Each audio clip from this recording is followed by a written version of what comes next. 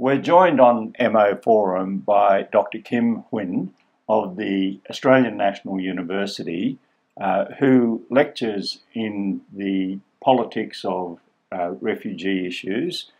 Welcome to Emmo Forum.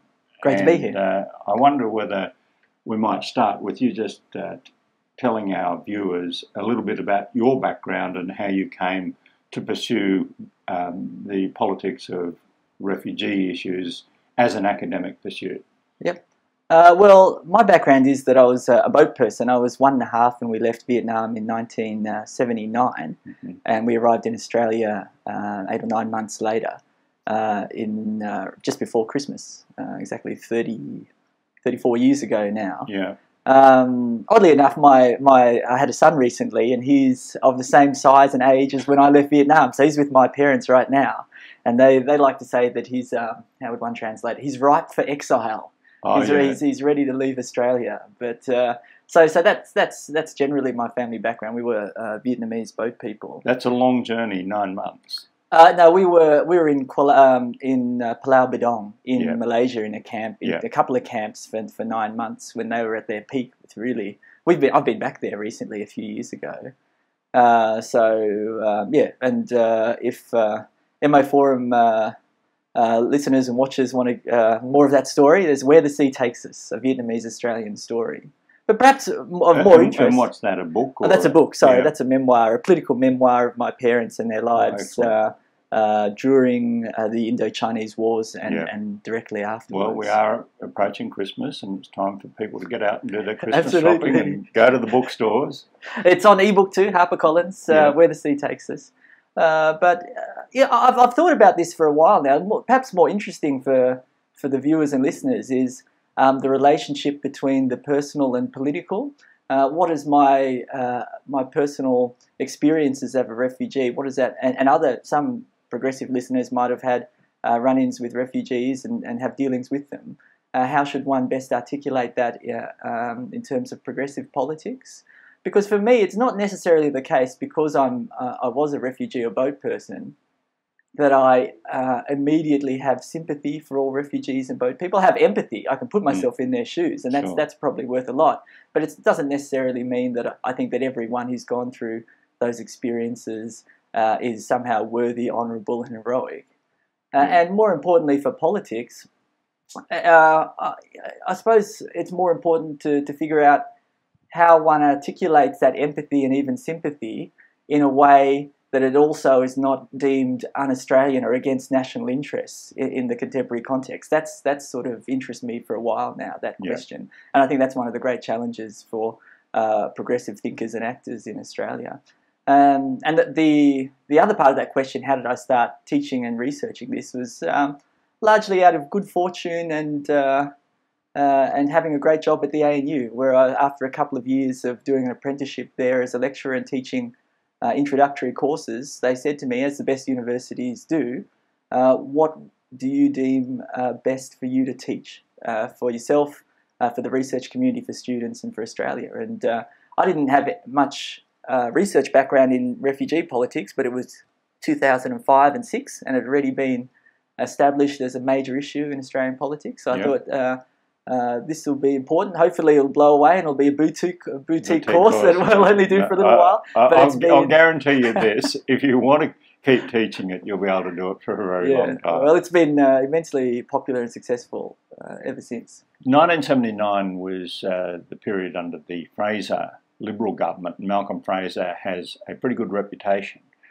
in terms of reaching out to so-called boat people from Indochina. I remember and have looked up more recently the sorts of utterances of Malcolm Fraser. He did actually want an orderly intake of refugees, and they worked out that the best way of doing that was to have, I suppose they were then called, and probably still are, detention centres in Malaysia and other parts of Southeast Asia. Would that be a fair characterisation of the Fraser government's approach? Yes, but he was, I suppose the difference with the camps that we were in was that as difficult as they were and there were issues with particularly young people self-harming and protests and whatever else that we have in Australia. But the difference is, by and large, almost everyone would be resettled somewhere else because of transnational, international deals between largely America, Canada, France, and Australia. Was in there with the United States. And France, you say, yeah.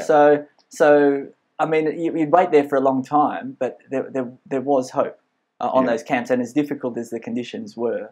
But the contrast is an immensely interesting one. I mean, what people often say is the difference is leadership, because back in the late 70s and early 80s, we still hadn't had a major modern intake of Asian Australians. No, so there's a lot of leadership that's required. We're still on, white Australia had pretty much petered off, but there was still probably the shadow of that. Well, so wasn't it was a that big issue. Long before Harold Holt actually started formalising the steps to get rid of the White Australia policy, and Gough Whitlam formally did so. And that was in the early 70s. You're talking at the late 70s. So the psyche would have still been, I think, pretty much White Australia in those days. And I understand there was a lot of opposition and there was a lot of leadership that was required to make it work. But I'll go the contrast here too, that would, in some ways, it was easier for them. And I'd be happy to debate this with listeners, viewers, and whoever else. I'm not totally sure. It's more a question. I wonder whether it was easier in some ways because there were far fewer boats that arrived on Australian shores. On shore, yeah. So it looked like it was a problem over there that we could manage on our own terms. So I think for the Vietnamese and Indo-Chinese, I should say, probably 1,500 over those few years of boat direct arrivals. I could be wrong there, but it was far fewer than now. And arguably it's different because it's not this goes both ways, but the people smuggling issue wasn't as big, largely because there weren't mobile phones and the ability to organise relatively easily people smuggling business. The journeys were longer, by the way, from say Vietnam to Malaysia or through the Gulf of Siam. That was pretty hazardous. That's right. A lot of pirates killed a lot of people who were trying to leave Vietnam. But let me ask this final question about those days, because I think it is relevant. It's fascinating, but it's also relevant to compare to the issues of today. When the processing occurred, was the presumption that anyone who had ended up in this refugee camp a genuine refugee because they'd arrived by boat? Yep, absolutely. But that was prior to during the term of what was called the Comprehensive Plan of Action.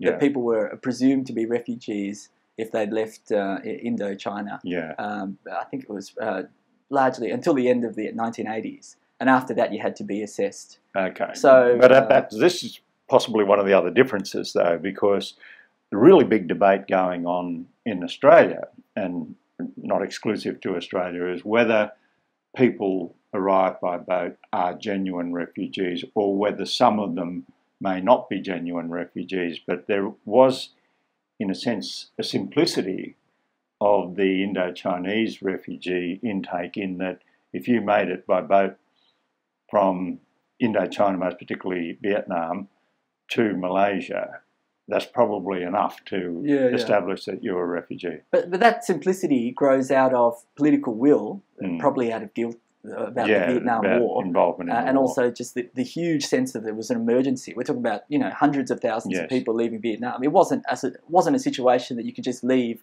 or push off to other people. Something had to be done about it.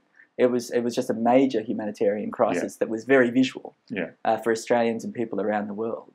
And maybe we shouldn't be so misty-eyed about it either in saying they were the good old days when we had a much more tolerant attitude, because I do recall I was actually in Thailand at that time and Vietnam had invaded Cambodia, and we saw some horrific sights at the Sa Kao refugee camp. But I remember the commentary in the Far Eastern Economic Review and so on about the conditions in the refugee camps. They weren't pleasant places. No. People were behind wire. Yep, absolutely. And we were on an island, Pulau Bidong, which is now something of a tourist island. You can scuba dive there, but there were 40,000 people, and we were sort of near the high end, 40,000 people on a square kilometre of land. So it was pretty harsh circumstances. But by and large, we knew if we waited out, you'd get we'd be to one of those 4 countries. Particularly because my family was a nuclear family, a self-contained family, so we didn't. We were a good prospect, particularly we were sponsored to Canberra by the Ainslie Church of Christ. Have their carols yesterday. Oh, good. But I suppose on that point, just quickly, that's part of the difference too. I mean, there was still there still is, but there was a strong spirit of being the Good Samaritan. The churches were still strong. You had a different type of social capital in Australia that meant that a lot of churches and NGOs and charity groups came out. The government assisted them to sponsor refugees and help them settle in the community. Whereas obviously in the last decade and a bit, the government's been at loggerheads with those communities. So once again, the part of the progressive challenge is in a more secular world, arguably, I know, but for progressives in particular, how are you going to express those values of cosmopolitanism, of being a good Samaritan? Whereas in the past, it was pretty easy. You go to the good old book and you say, we should look after these people. We should be generous to these people. What book are progressives turning to? How are they articulating their support for asylum seekers? And there is a humanitarian program. So if we come forward, let's imagine, just for the sake of the discussion, that there were no more boat arrivals from now on. There will still be a humanitarian program. I think it's been pared back to 13,750. It had been lifted to 20,000 by the previous government. And it raises this issue. It's not really a question of whether we accept our responsibility to settle refugees. I think the broader Australian public accepts that we should. There are some over in the far right who just don't want anyone who's a refugee or looks different to them, so we'll keep them over there on the far right, and this show's not seeking to project to them.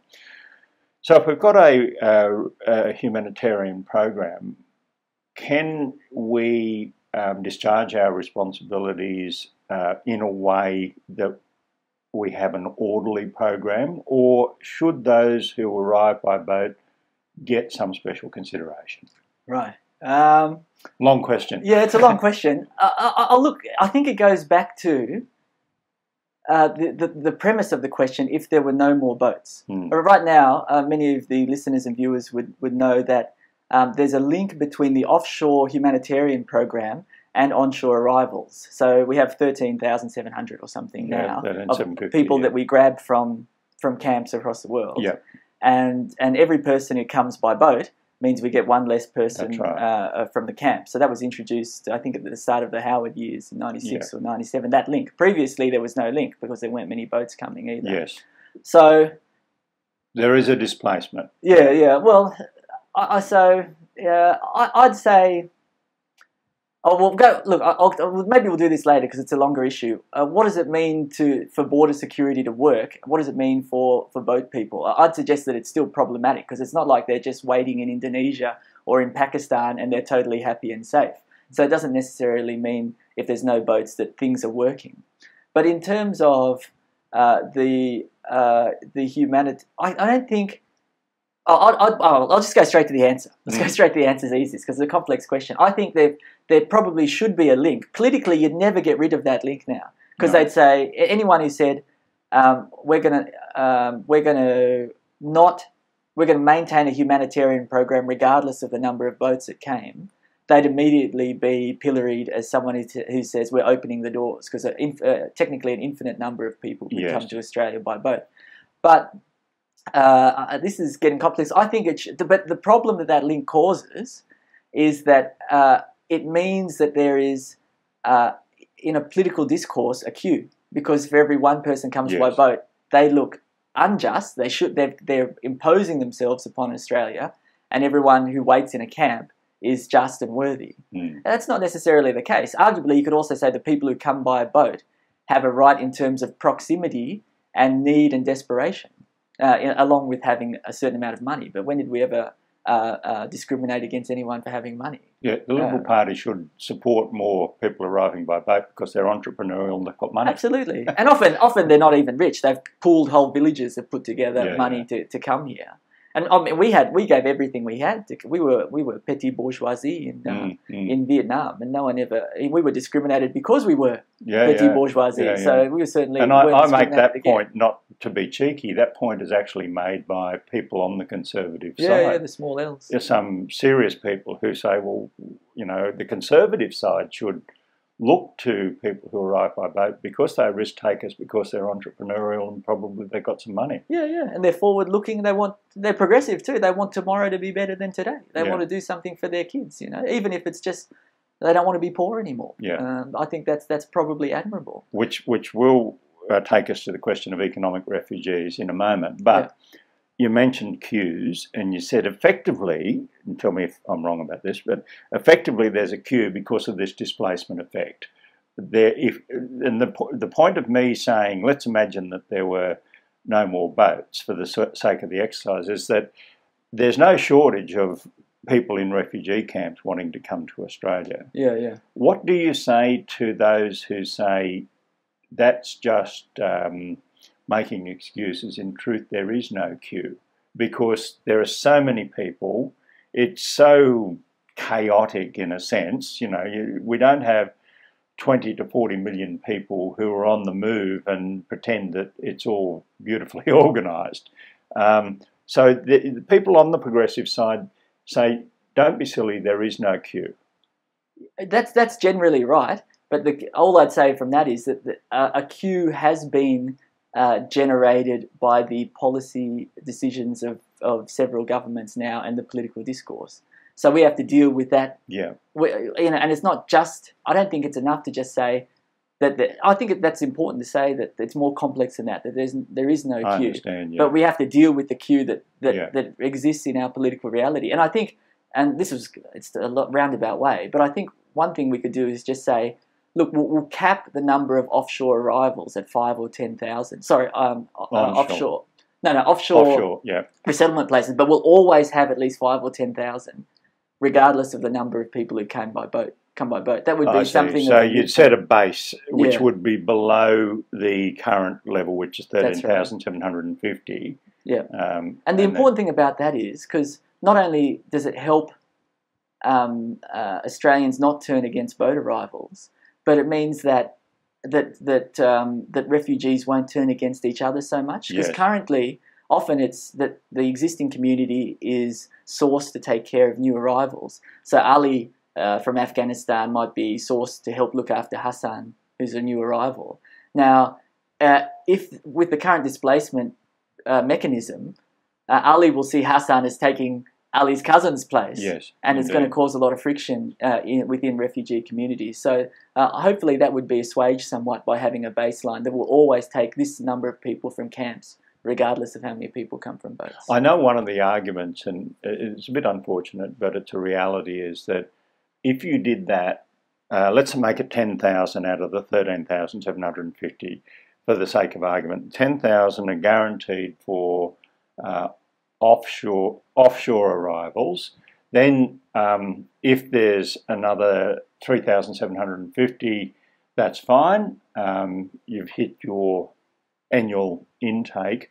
But if there's more than that, then that costs the budget more, and you still can get this sense that the government of the day has lost control of its borders. Yep, absolutely. But I mean, I think partly the political fight, and the political fight's important. There's a political fight and a policy fight, and how they're connected, I think, is that it's a massively complex transnational problem, and it's a long-term problem. It's embedded in our 21st century politics, as you mentioned before. If you get the politics right, it buys time for a proper policy response. Yeah. So I'm not about to come here and say I have the policy answers for everything. Sure. But what I would say is, if we take some heat out of it, if we deal with it in a genuinely mature manner, then it won't be a matter of always, it's really childish and counterproductive to always talk about solutions and this government fixing the problem. It's not going to happen. So I think if we get the politics, I'll go, what's your question again? I'll go back to it again. But it's related to that. If we get the politics right, then we'll sort out the policy. Well, it was really about the budgetary costs, which are substantial. If you budget, and you can imagine the Department of Finance, it's not just in this area, and that they don't like open-ended programs, you see, because how do you budget for them? They blow out. So this is one of the points of attack against the government of the day. You've lost control of your borders and it's costing a mozza, and that's money that could have gone into hospitals and schools and fixing up potholes and intersections. Now, the Progressives have a pretty easy response on that. End offshore processing and mandatory detention, because the costs, I would say firstly, you probably should say this is a 21st century problem, it's enduring. We need to have some foresight on this. We can speak to experts and people who know about security conditions, and it's hard to project, but to project what sort of human displacement problems we might have to deal with in the future. So we need it might not be an infinite budget, obviously it won't be, but it needs to have some wriggle room in it. And the other side of that is the real costs come through the securitization of forced migration. So I'm all for that's part of the political fight for progressives too. We have to say that looking after forced migrants is good for Australia, and there's ways to do it that are cost effective, not only in terms of how they're processed, but how they contribute to the community. What do you mean by the term securitization? In the sense that it's not viewed as a humanitarian problem. I mean, but it's viewed as a security problem. A security risk. A risk, So the Abbott government is emblematic of that, of course. You can see that. I mean, the simple way to view it is look at the shift in the nomenclature, the name of the immigration department over the last 15 years. We've gone from DIMIA, Department of Immigration, Multiculturalism and Indigenous Affairs, to DIAC, the Department of Immigration and Citizenship. So there's more of a naturalisation. We're moving towards immigration. Is all about creating Australian citizenship, and now it's the Department of Immigration and Border Protection. So really, I know that ASIO has certain reports on particularly Tamil asylum seekers say they're a security threat. And it's always something that we have to check very thoroughly.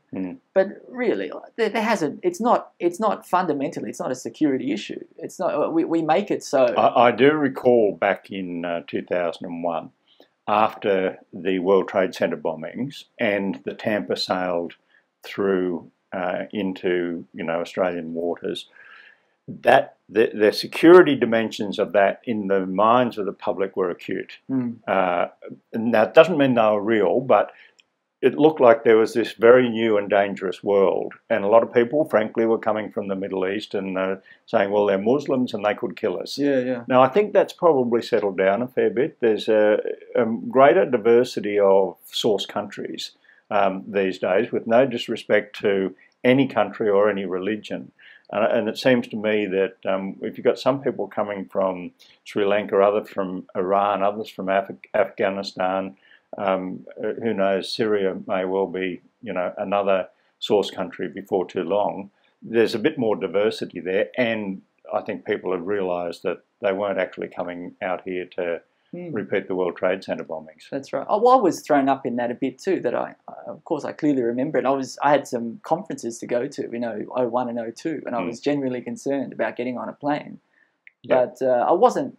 But there were some awful claims about that terrorists are harbouring on boats by federal politicians. I'm interested in them. What was the? Can you reflect upon the debates in the federal Labor Party at that time, where what were the progressive voices saying about how to deal with the Tampa? Well, what happened is that there was a section, I've got quite a good memory, in the legislation that was dealing with the Tampa itself. There was a special bill, Section 40 empowered authorised officers, for example, naval officers and police, to do whatever they wanted without suffering any legal consequences. Now, our view was that no government, no opposition, no political party should allow people to behave violently and illegally. Now, no one is suggesting that the police or or that the Navy would, be violent and harm people. But this was actually a piece of law which said if they did, it was legal. And, what that meant for a democracy was quite scary. So Labor knew, with the heat in this argument, that its position, which is to oppose that bill because of that clause, would be deeply unpopular. And it was.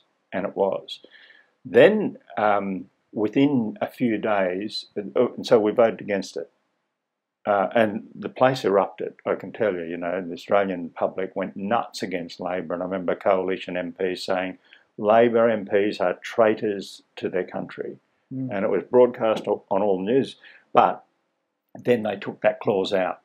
Right. And then Labor voted for it to, for better or worse, richer or poorer, to allow that border protection legislation to come in. Right. And the most, and then, for the viewers and listeners, and the Pacific solution was the most famous / infamous element of it came subsequently. This was just the power for Australian authorised people to board that vessel and remove people from it. And then along came the Pacific solution and all that subsequently.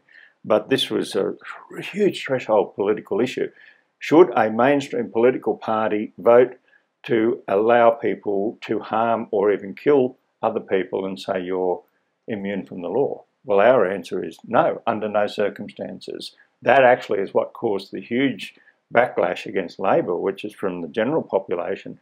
And then when Labor did succeed in getting that clause out and the coalition resubmitted the bill, we voted for that.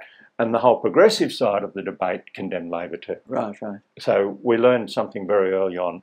Very hard to win politically out of this issue, and we shouldn't be trying to win politically. We should be trying to do the right thing. Yeah, that's it's a vexed issue for social democrats in particular. And over the last few years, I don't know how you feel about this, but this is maybe getting too contemporary. But obviously, in the last few months, Labor's effectively done, if you're a progressive humanitarian sort of perspective, the dirty work for the Liberal Party. Rudd was frazzled and felt like there was a need to do something that was emphatic and stop the boats, basically, to use that jargon that's become so ensconced in the political discourse. And now the Liberal Party gets the benefit out of that politically, anyway.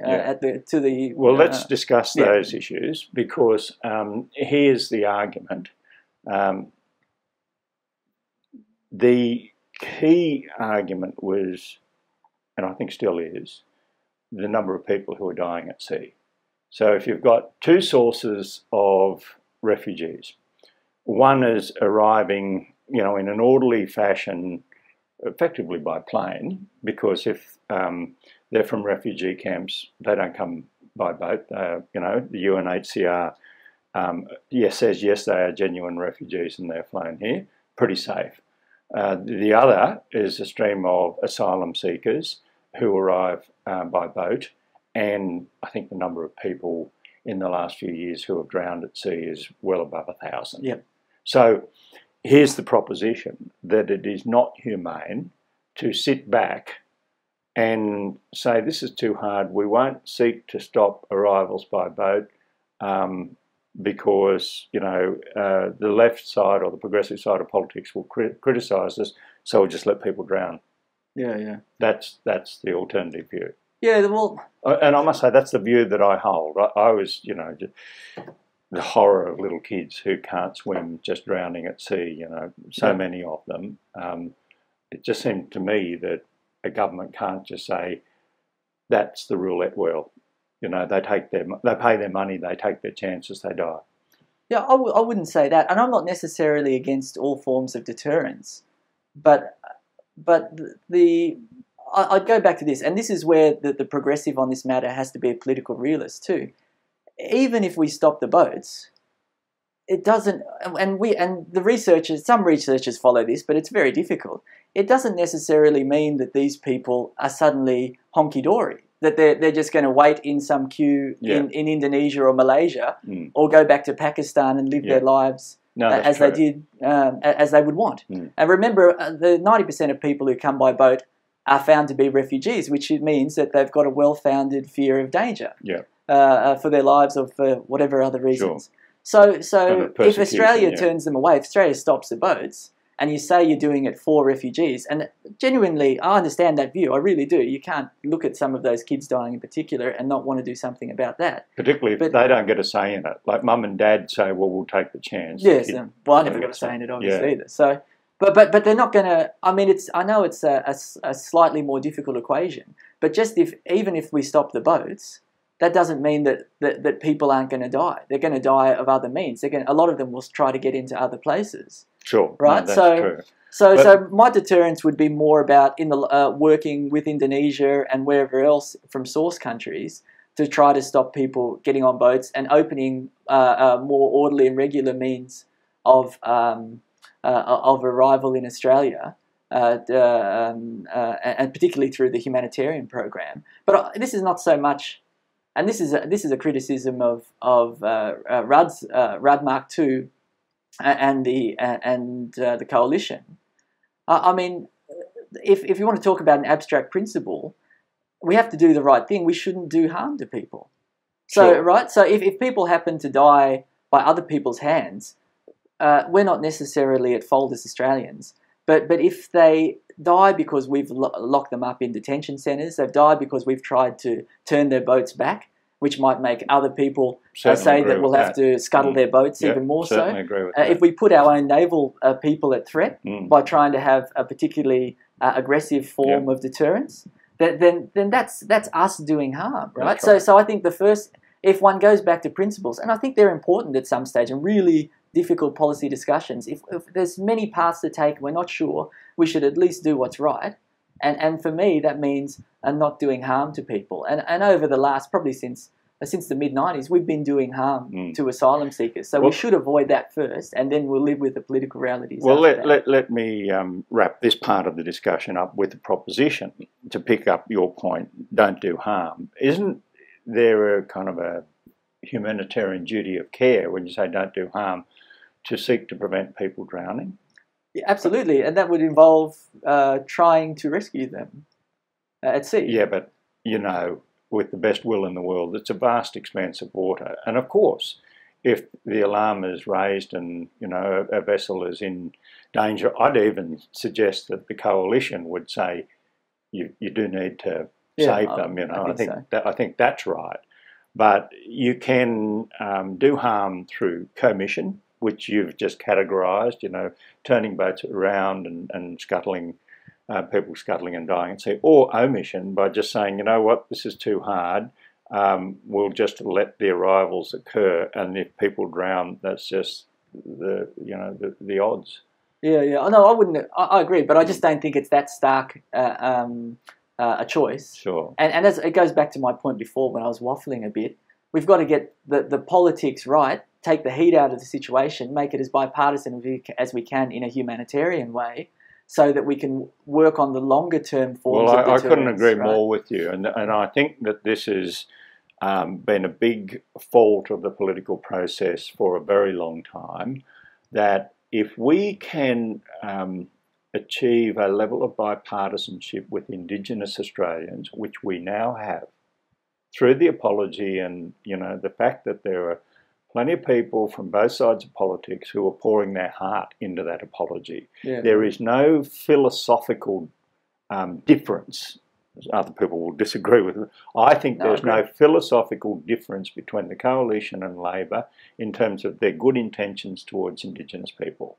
Yeah. That does not exist in relation to refugees. And I'm not going to allocate blame, but I think the strong point you're making is that we have to, as Australians, be mature enough to take the politics out of this, maybe get some genuinely eminent people, and we did through that Houston review, but to carry on a national conversation, not just to prepare a report, which they did, with a short period of time, but to carry on a national conversation about absolutely. this.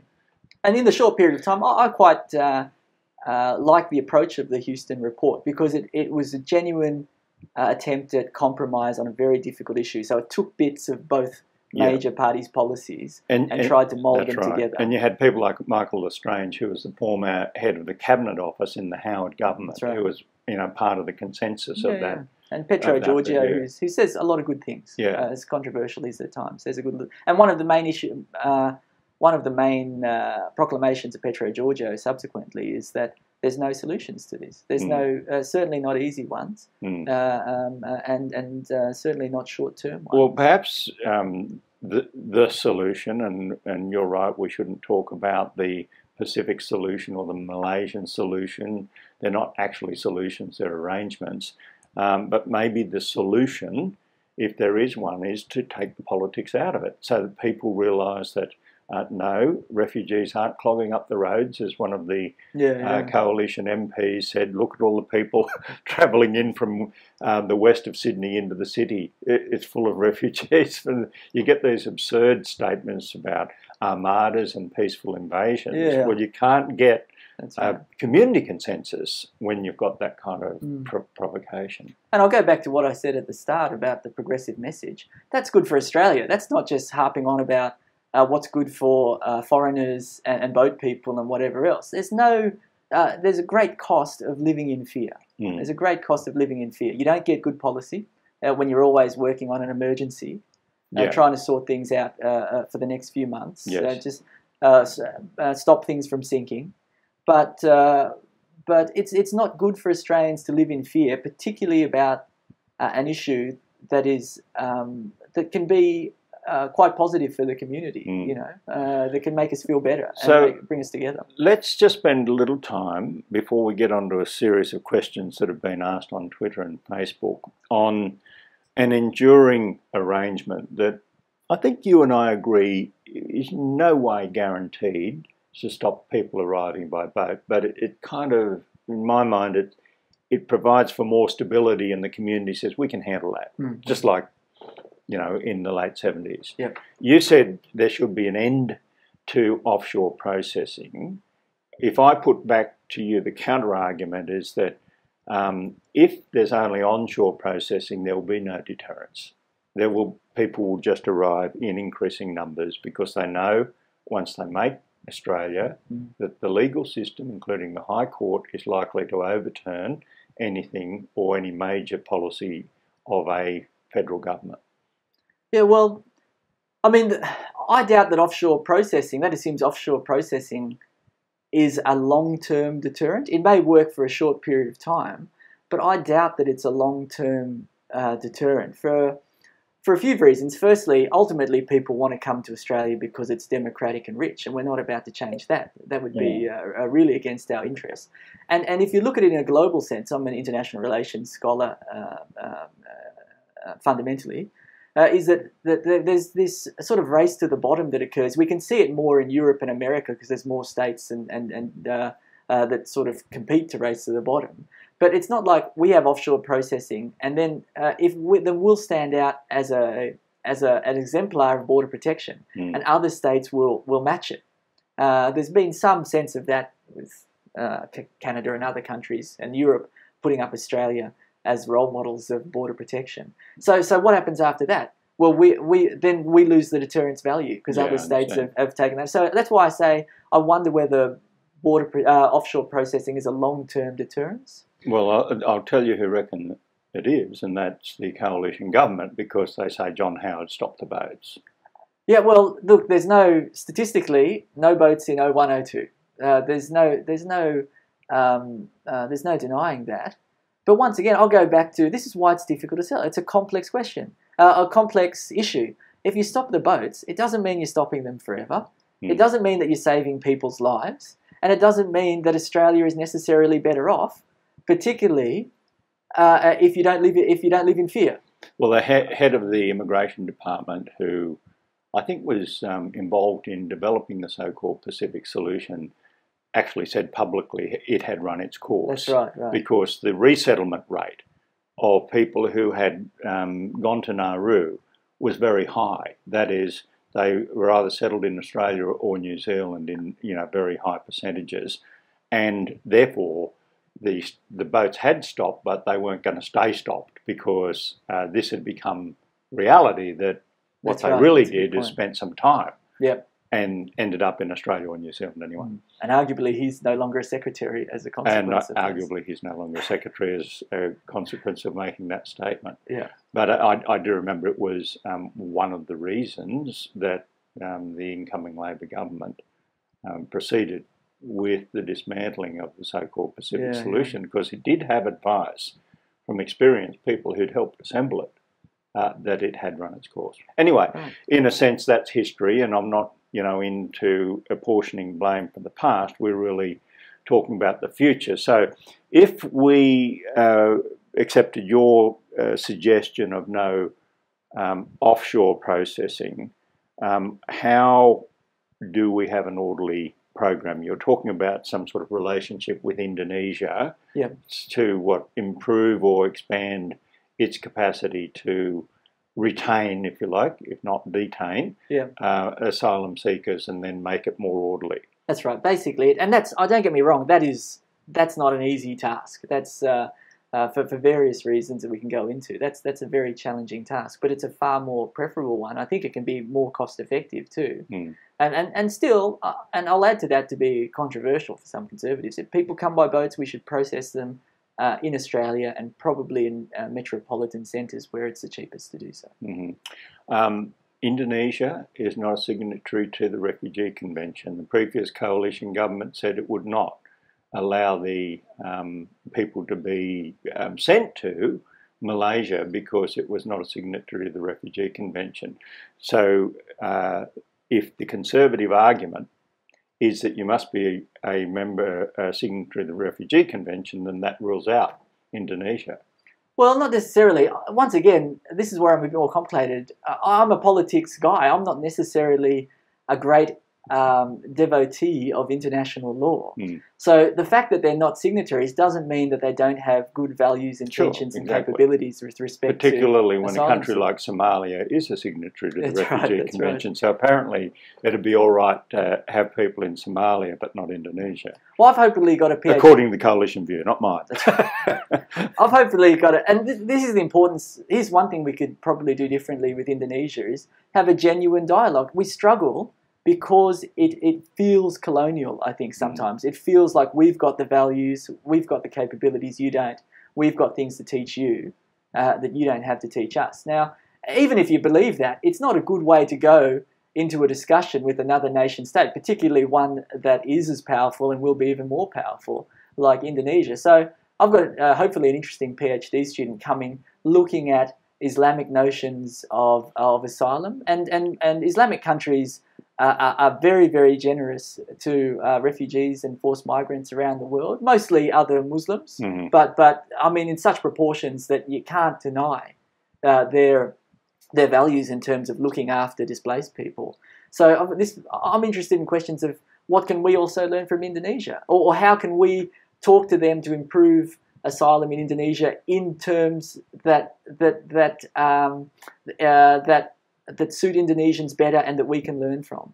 And I think there are some, from what I've read of sort of memoirs of boat people and people smugglers, and seen on documentaries, some Indonesians just think there's nothing wrong with sacrificing everything to give your family a better life. And as a consequence, they have more time for people smuggling. Now, I'm not saying that's necessarily always the case and that we should take that on board, but there's something makes sense there. You know what I mean? That's a small little liberal view almost. Well, we had Professor Hal Hill, who knows a lot about Indonesia, on Emmo Forum, and he was explaining how porous the borders really are. I mean, Indonesia is an archipelago of 17,300 islands. It's not like Australia, which is, well, a few islands.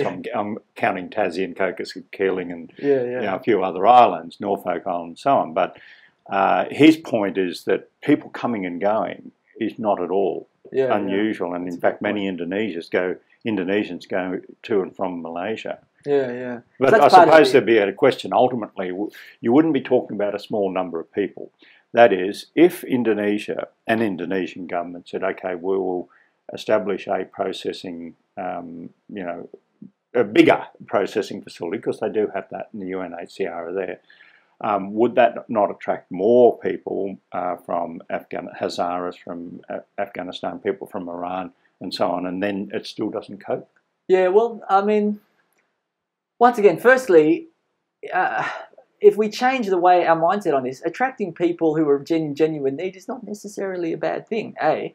And B, that's why it probably has to be, any real solution has to be longer term and broader than that. We have to go back to the push factors too.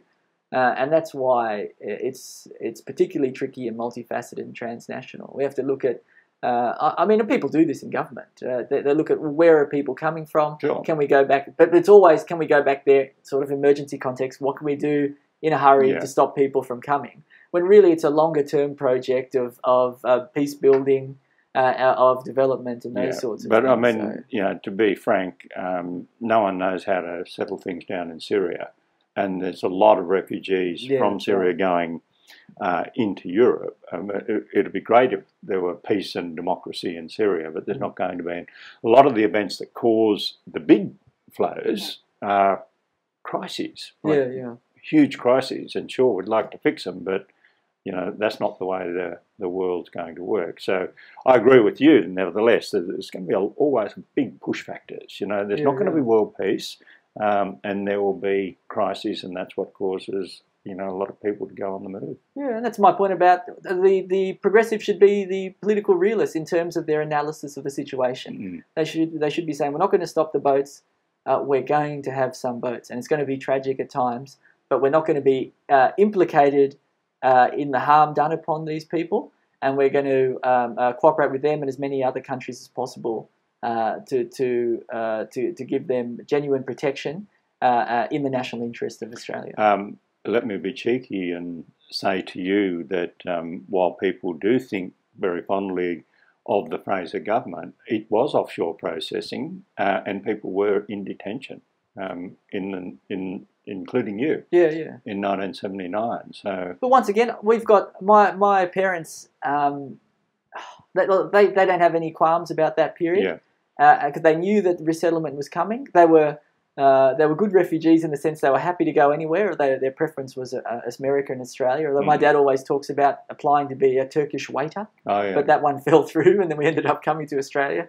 So I don't think, you know, some of these people are happy to wait for an indefinite period on Nauru or Manus Island because it's a slightly better life than what they were going to have, or they'll take that risk at least. So I don't think that's necessarily the worst thing. I wouldn't want to see whole islands become processing centres for Australia. But if the conditions are right, then I think that sort of model can be workable. And it's the sort of, you know, the comprehensive plan of action and how we as an international community managed the Indo-Chinese refugee crisis really still should resonate a bit in how to deal with things. Well, look, I think what we should do, in recognition of the high levels of interest shown in this Emmo forum by people on Twitter and Facebook, is for me to ask you a few questions, and it'll be clear that we have covered some of this territory, and so we don't need to ponder each one of them at great length, but the first one's pretty good. What is a refugee?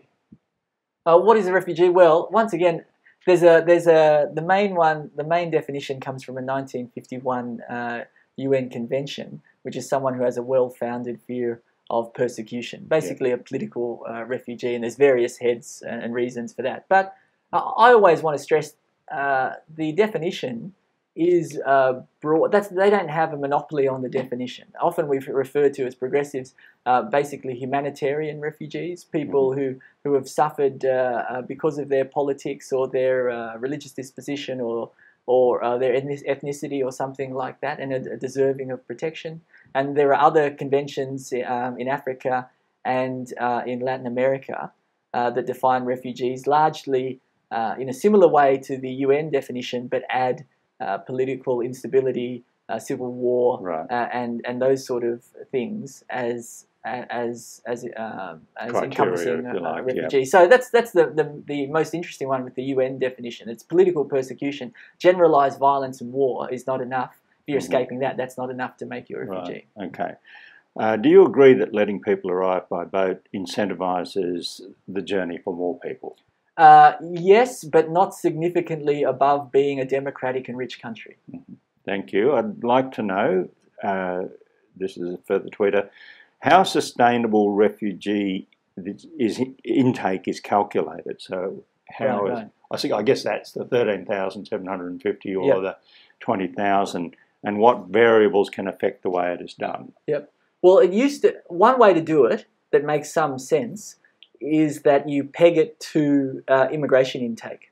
So you might have 10, 5, 1% of the number of immigrants, right? But the problem with that is that when it goes down, then the refugee intake must also go down. And in the past, that's occurred, and the immigration department successfully lobbied to keep it relatively high. I see, But it makes political sense to do that, because you're saying you don't get those that misinformation that refugees, there's all those stats out that everyone is coming as a refugee. So that's one way to do it. But basically, it's very difficult to calculate what's Australia's fair share, because Australia's in a quite peculiar circumstance where traditionally it's been a peculiar circumstance where it's an island. It's a rich democratic island, whereas Europe and America are far more connected to other parts of the developing and difficult world.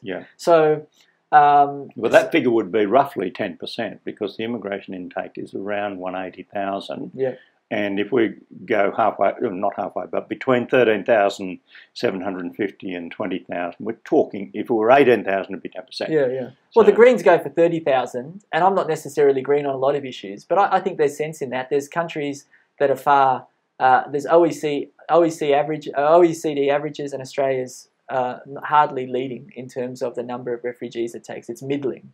So if you really wanted to say that we want to take in more people, then we could certainly handle it. And our economy is doing better than a lot of the European and North American countries. So there's a case for more than 20,000. Okay, this was why won't swapping asylum seekers who come to Australia by boat with processed refugees from refugee camps work? Why won't that work? Well, once this again, is the kind of Malaysian arrangement. Swap. Well, I think one of them wouldn't work of itself, and I know the Labor government was interested in setting up other swap arrangements. But I just don't think it'll work in and of itself. I think there'll just be more people who want to come then you'll have spaces for, or you won't be able to get enough of an arrangement. I mean, that was 800 or something, 800 for 4,000, right? That's piddling. That's piddling. So if you had I don't think you'd get enough of those arrangements for it to make a significant difference. They could be swamped, the kind of limit, and then you've got to have another arrangement and another month. And that was put to the Labor Party, and they said it had to be implemented straight away, and it would have had some impact. But even that. Even I think the Labor Party would agree that it hasn't. That's just not enough now. So this fifth question, and the last one on Twitter, goes back to the first question: why aren't business migrants labelled economic refugees? Because they're here looking to make money and not running away from persecution. But there are notions of an economic refugee, aren't there? There are. But it's more a lot of people who are, say, crossing the southern border of the US, the northern border of Mexico. So they're incredibly poor, and they're moving to make a living to California. But if their life's almost in danger because they're so poor, then that would be an economic refugee. On to the Facebook questions. What does Dr. Huynh feel Australia's best action could be to assist asylum seekers and meet our international obligations? I think it would be to wind back mandatory detention. On to the next. Why doesn't the United Nations pull the present Liberal government into line over the asylum seeker issue? There are international courts which were established for international matters. Why can't they assist with human justice under Australia's obligations? Because the United Nations does not have an army, because its laws are not they're not significantly enforceable in that way, are they? And here's the other rub. The United Nations still wants to keep the UNHCR, the UN Refugee Agency. They still want Australia to maintain some sort of humanitarian program. So that they want to praise that and make sure they don't do, they're always balancing that act. They don't want to piss off the Australian government so much that they lose already what they have. And there's not actually, you're not breaking a law as such, as I understand, if you violate the Refugee Convention. I mean, people aren't necessarily happy about breaching it, but it's not like an international court that... Yeah. But I'll put it this way, just quickly. It's not a strong law, but I've heard UN people say that they regard the 51 Convention as the most successful international convention. So international lawyers and wannabes, if that's the strongest that you've got, then have a good look at yourself. As I said, I'm not necessarily a law guy. Another question, quite long. How is the current government getting away with the secrecy over arrivals and treatment of asylum seekers? Isn't this behaviour more conducive of communism or military law? And if so, where is the Governor-General delivering the dismissal of the Prime Minister and forcing another election? Do we really have to wait till they've decimated our nation and its people? Yes, well, a lot of values in that. This is one of the new dynamics of refugee politics, because it ties into intelligence issues and how we deal with the public in the 21st century. And it's a tricky one. I think, I think it's just one of those issues. Probably the main message is this is the way we're dealing with refugees in a securitized sense, as we talked before. It's bad for Australia. It's bad for Australian democracy. Now, the other side of it is, I'll empathise. I'll agree with it to this extent. If it can be a means, a genuine means, a goodwill means, to take the heat out of the issue and to work against providing information to people smugglers, I don't really see how it helps, because usually mobile phones beat anything that the government can do in terms of secrecy to those people who count, i.e. people smugglers and whoever they're dealing with here and talking to here. Then I can conceive of providing a little less information to the public as being useful, but I don't think that's the intention. But to tell you the truth, to be a bit glum about this, some of this may work. It may. I think some. I don't know. I haven't. There hasn't been many polls on this that I know of recently. But Australians may be a bit sick of this issue. I think they wanted it out of their hair. And they may view it as harping journalists and the latte set complaining. And I think the coalition government will stick to their guns, to use an awful metaphor, and they'll think that it'll become the new norm. Right. Couple more. How does Dr. Huynh think and feel about the way we treat refugees with disabilities? Yes, I've only just started to look into this a little more over the last few years. I'm grateful for a couple of my disabled students that pointed me towards that. There's some awful cases, but of people who are already here being discriminated against or even deported because they or their dependents had disabilities. So I would think they need to. I'd be pretty simple on this. These situations need to be aired as much as possible, and I think the Australians are decent enough to do something about them. The last question is related, and it's this. I'd like to know more about the long-term health costs Australia faces caring for asylum seekers subjected to years of imprisonment in a country where they sought refuge, and the mental health impacts of that treatment. Yeah, this goes back to what I said before. It's not easy to look after refugees often, and I can see my parents are affected by a trauma in lots of different ways, and in some ways they've even passed it on to me after all these years. My dad's a chronic insomniac. They have a lot of, this is a generalisation, but some have a genuine distrust of the state for good reasons, right? And any state, not just the state that persecuted them. And obviously, as the tweeter points out, there's mental health issues and whatever else.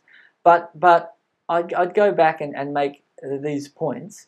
Firstly, arguably there's some connection about how their asylum claims are treated and what political context they come in and how they resettle in that country. So the Vietnamese arguably have less mental health issues because they were welcomed more into Australia. Secondly, I'd say that if you can stick with refugees, as I understand it, the research shows that they give you a pretty good return. And not just in the economic sense, because as you said, entrepreneurial, they're looking to make their life better, so that's good in the economic sense. But in the patriotic sense, there's a huge, the vast majority of refugees become citizens. It's 90-something%. Yes. So once again, if you look in the longer term, those costs are significant. I've never doubted that. But there's a good side of it too. There's all those cliches about Einstein being a refugee and many others. And I've written some work about how their attunedness to persecution and their status as being the nerve ends of humanity, Frank Lowy and whatever else, and whoever else, can be very much connected to their extraordinary status, their extraordinary minds, their extraordinary endeavours, and their extraordinary commitment to their new societies. So that's both a heartfelt plea and an intellectual plea to say that I know it's difficult to take in refugees and that there's concerns about them that are genuine and that make sense, but it also makes sense to invest in them for the better of Australia. Well, a question from me to close. If you could change one thing in the world, what would it be? On this issue, I'd go back to mandatory detention. Not only wind it back as much as... Go back to it? I'd get rid of it. I'd go back to my suggestion that we get rid of it. At least tone it down in the sense that we're moving in that direction to not make it legal to have indefinite and inhumane mandatory detention. That seems, if you put that to almost any Australian, they'd say we shouldn't have that, and yet we do. And really, we should be looking at getting rid of it altogether. We're exceptionally bad as a country because of mandatory detention. Well, it seems to me that if we could have that national conversation, which I hope you and I have been a part of here today, as it did occur in relation to our Indigenous brothers and sisters, just hasn't fixed all problems, but has changed attitudes. And maybe that national conversation needs to start in earnest, pull some of the politics out of it, the vote getting, the harvesting of votes, and really see if we can have a more mature debate about these matters where we're talking about the interests of the asylum seekers, the interests of the Australian people, and not the interests of the politicians. I think that would be good progress too. But it's been a pleasure having you on Emmo Forum. Dr. Kim Huynh, thank you very much indeed. Thank you. That's one of the great things that social media has been able to do, an actual democratisation of the internet. And it was talked about, from the start of the internet, that the internet would come